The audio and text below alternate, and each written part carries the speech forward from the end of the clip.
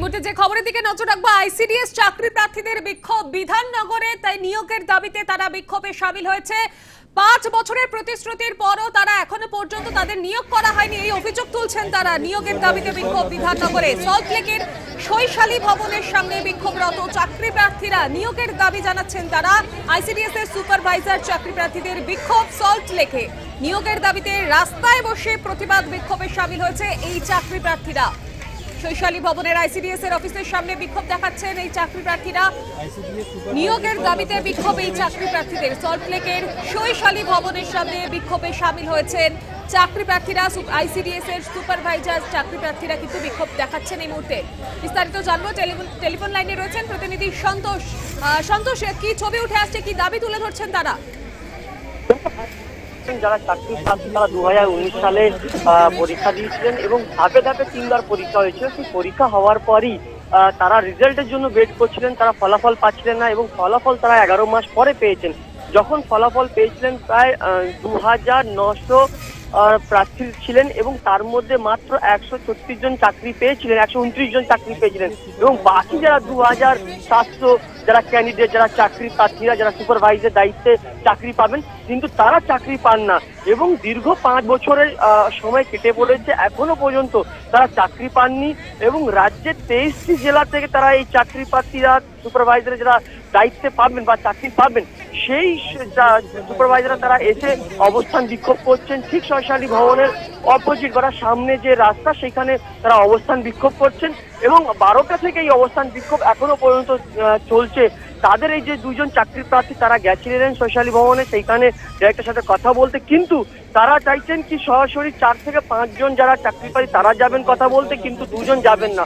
অর্থাৎ পুলিশের সাথে তারা কথা বলবেন না বা পুলিশের সাথে কম্পিটিশন করবেন না, ডাইরেক্ট যে ডাইরেক্টর এই যে দায়িত্বে আছেন আইসিডিএমের তার সাথে কথা বলবেন এবং তার সাথে কথা বলার পরই তারা নিযুক্ত বা ডিসিশন যে হয় সেই ডিসিশন তারা নেবেন। অর্থাৎ এই 5 বছর ধরে তারা চাকরি পাননি এবং এই 2900 থেকে বেশি যারা ক্যান্ডিডেট বা চাকরি প্রার্থী তারা বঞ্চিত এবং তারা এই 23টা জেলাতেই তারা এই ধরনের পরিস্থিতি দাঁড়িয়েছে। এবং এছাড়া এর আগেও প্রায় 1.5 থেকে 2 বছর তারা এই শৈশালী ভবনে এসেছিলেন, ধাপে ধাপে এসেছিলেন, কিন্তু তাদের কথা শুনেই তাদেরকে ফেরত যেতে হয়েছে বাড়ি। কিন্তু আজ তারা জমায়েত করেছেন এই শৈশালী ভবনের সামনে এবং অবস্থান বিক্ষোভ করছেন। ইতিমধ্যে বিধাননগর পুলিশের তরফ থেকে, যেখানে এই আইসিডিএস এর যা চাকরি প্রার্থী সুপারভাইজার তারা এখনো পর্যন্ত বসে আছেন এবং তার চারদিকে বিধাননগর পুলিশের তরফ থেকে ব্যারিকেড করে দেওয়া হয়েছে, পুলিশের যারা ফোর্স তারা বাড়ানো হয়েছে এবং কিছুক্ষণের মধ্যে যারা উচ্চ আধিকারিক, যারা পুলিশ আধিকারিকরা আছেন তারা আসবেন এবং তারা এই চাকরি প্রার্থীদের সাথে কথা বলবেন। অর্থাৎ 2019 সালের পর পরীক্ষা দেওয়ার পর দীর্ঘ 5 বছর পর্যন্ত তারা বসে থাকতে হয়েছে বাড়িতে এবং গ্রুপ ডিতে যে চাকরি, অর্থাৎ সুপারভাইজার যে গ্রুপ ডিতে চাকরি আইসিডিএস এর তারা এখনো পর্যন্ত পাননি। মাত্র এই 2900 যে ক্যান্ডিডেট তার মধ্যে মাত্র 136 জন যারা চাকরি পেয়েছেন, বাকি তারা চাকরি পাননি। এবং কেনই তারা 136 জন চাকরি পেয়েছেন, বাকি কেন পাননি, সেই দাবিতে তারা আজ এই জমায়েত এবং শৈশালী ভবনের সামনে তারা এখনো পর্যন্ত অবস্থান বিক্ষোভ করছেন। এবং ইতিমধ্যে যে ছবি উঠে আসছে, যেটা যারা বিধাননগর পুলিশ কমিশনারের যারা উচ্চপদের আধিকারিকরা তারা এসছেন এবং আইপিএস যে তিনিও এসছেন এবং কথা বলা হচ্ছে চাকরি প্রার্থীদের সাথে। তারা এখন কি স্টেপ নেবেন বা তারা ভেতরে যে শৈশালী ভবনের ডাইরেক্টরের সাথে কথা বলবেন কিনা বলবেন, সেই সমস্ত কথা ইতিমধ্যে আলোচনায় বিষয় চলছে।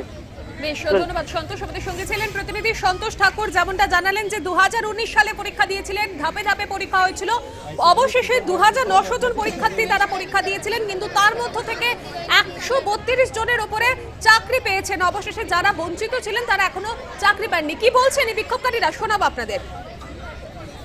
আমাদের দাবি শুধু একটাই, আমাদের জয়েনিং চাই।